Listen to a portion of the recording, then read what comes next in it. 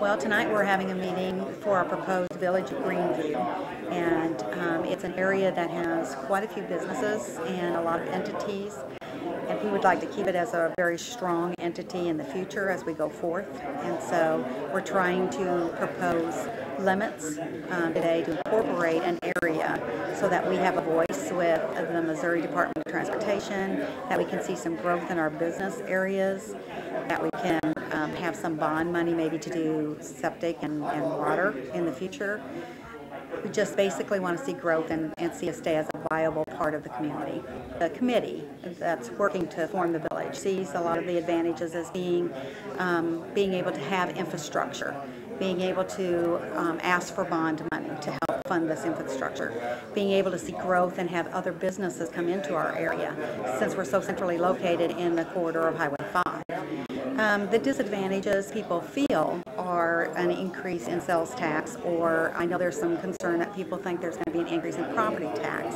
That is not the committee's vision at this point in time. We do anticipate a sales tax to fund the city or fund the village, but we feel like in the long run that really isn't a negative, even though people perceive it as such, because they would receive the benefit of all the infrastructure that would be brought in by that sales tax.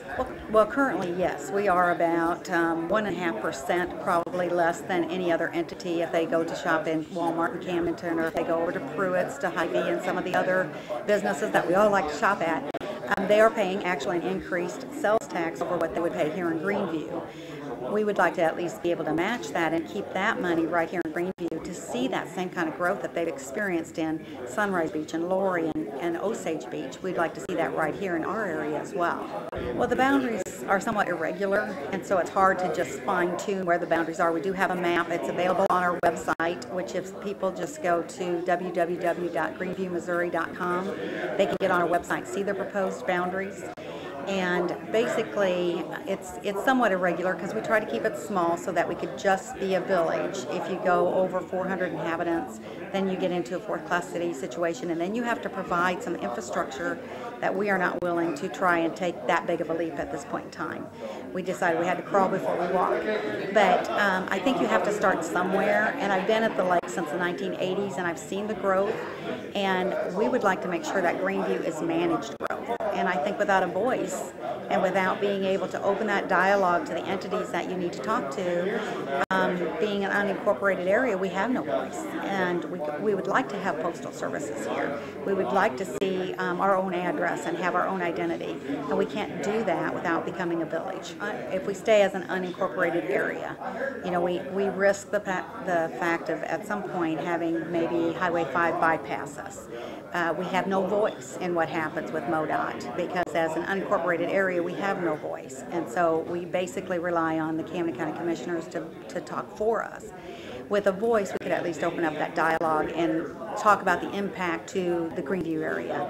We would have some monies that come in we would be able to have a voice for bond monies. So if there's available bond money for incorporated areas, we'd be able to take that bond money and maybe help build some of the infrastructure that we're needed here.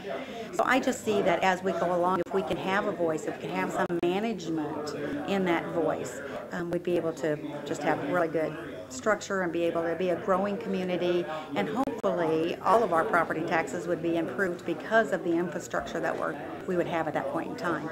We just want to see our businesses stay here. I kind of like our small community and would like to see it grow and prosper.